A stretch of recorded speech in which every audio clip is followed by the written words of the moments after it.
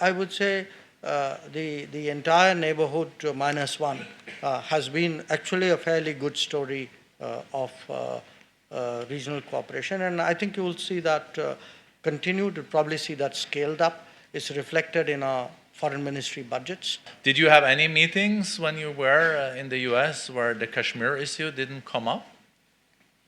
Yes. I did have some, in fact, quite a few. Yeah. There were some where it did come up, and it didn't come up in my business meetings. It didn't come up even in some of the policy meetings because I think people knew our position, and but it did come up on quite a few occasions.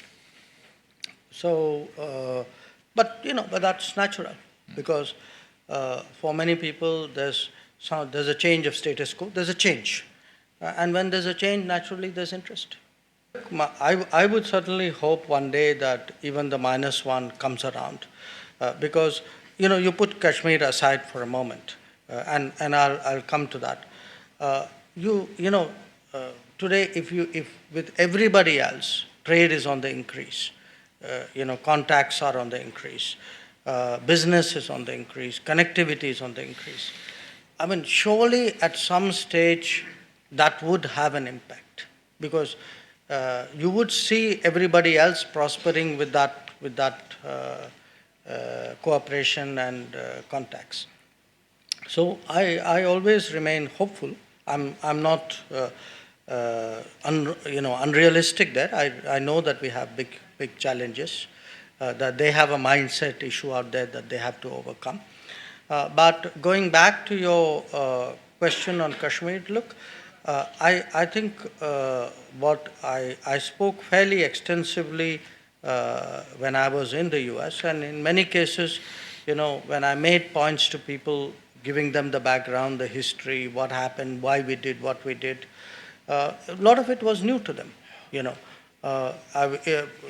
for example, because mostly they read their own press, hardly anybody actually had a realization that this was a temporary article of the Constitution, or the fact that the sort of the misalignment due to the fact that a lot of our national laws did not apply in the Jammu and Kashmir state. So these were all new things to them because the press normally what it does is it gives you a very black and white picture. On many issues, it gives you a picture which corresponds to preconceptions which people have.